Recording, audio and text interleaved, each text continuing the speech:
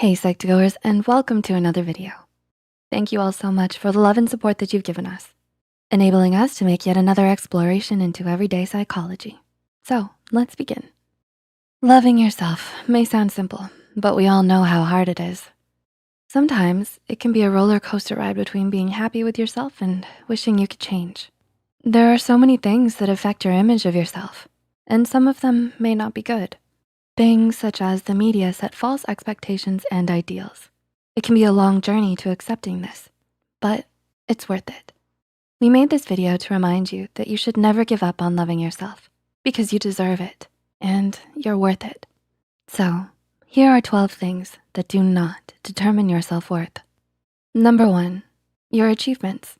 Can you relate to loving yourself so much when something goes well, but the second something goes wrong, your self-worth immediately takes a plunge? Whether it's your grades, your job, or a sport, it's easy to base your self-worth on what you accomplish. But how much you're worth does not depend on your achievements, especially when it comes to competitions. You can't control your competitors, so you don't need to blame yourself when things don't go your way. You are more than just a bullet point list of all of your accomplishments. You're a complex person with a personality, hobbies, and so much more than your achievements. And it all makes you worth it.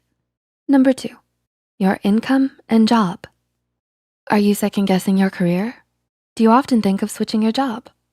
While your job plays a big part in your lifestyle, it does not determine your worth.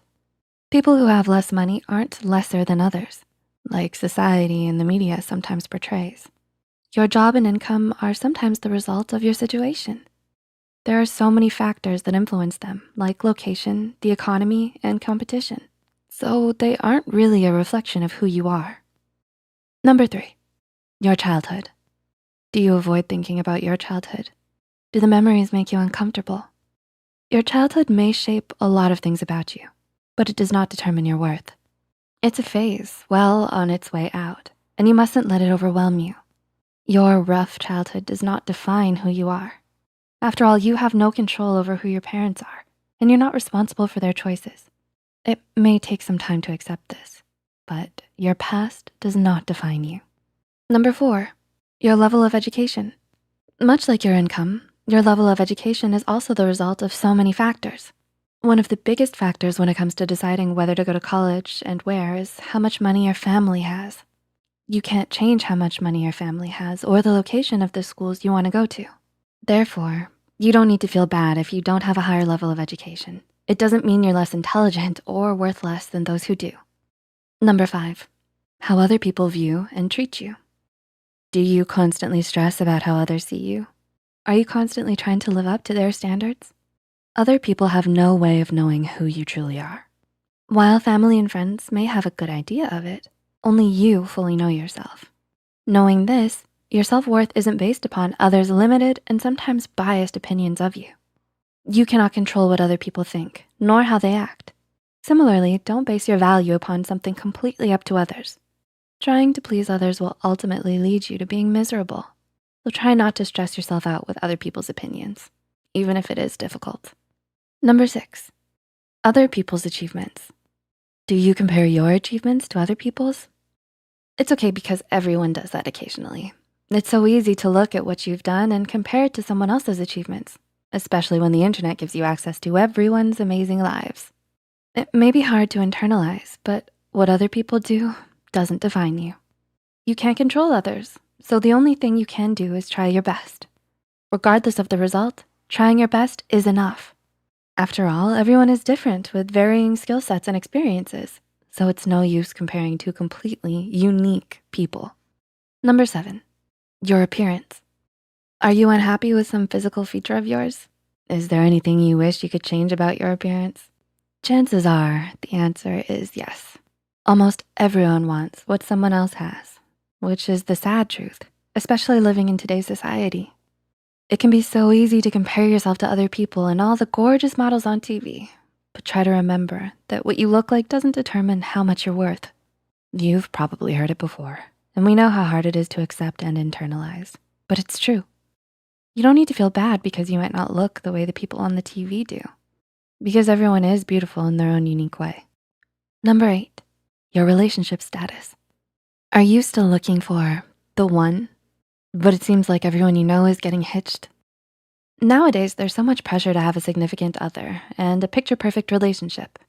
It can feel as if you constantly need to be pursuing someone out of fear of being a desperate, lonely single. However, there's nothing wrong with being single.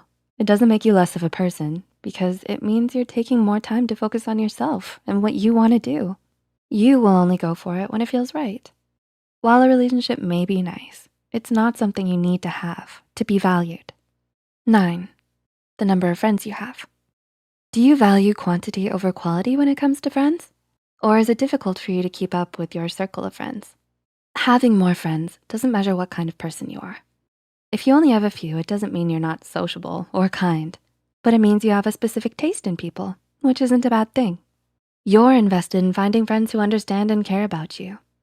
On the other hand, having more friends doesn't mean you're shallow and only interested in popularity. It means that you're friendly and open to new people. The number of friends you have doesn't say anything about your self-worth. Rather, it's the quality of your friends that really matters. 10, your social media status. Are you an avid scroller? Do you post on social media habitually or occasionally? With the amount of emphasis on social media, the world seems to revolve around how many likes you get.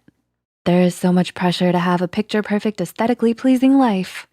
However, your worth is not measured by how many people like your posts.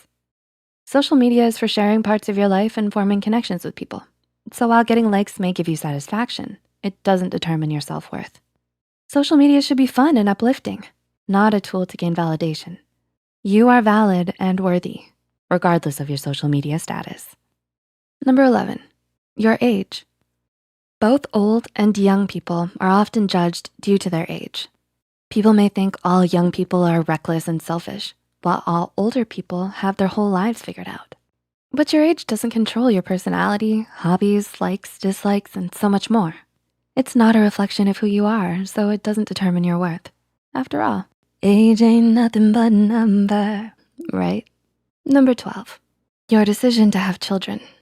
There's a lot of societal pressure to have children in order to contribute to society. But having children is completely your own decision. Not having children doesn't make you less worthy than others who do, because it's a major decision that affects you most of all. So it should be up to you. Remember, your decision is valid and valued either way. In the end, you're the only one who determines your self-worth. Cliché, but it's true. Not anyone or anything else, whether it be money, family, or friends. It may be hard, but just try to remember that you are more than any single aspect. We hope we were able to give you insight into some of the things that you shouldn't base your worth on. Do you use any of these things to measure your self-worth? If so, that's okay. We've all been there before, and we're here for you. Leave a comment down below and share any experiences and thoughts you have as well. If you find this video helpful, be sure to hit the like button and share it with those out there still struggling with their self-worth. Don't forget to subscribe to Psych2Go and hit the notification bell for more new videos. Thanks for watching, and we'll see you soon.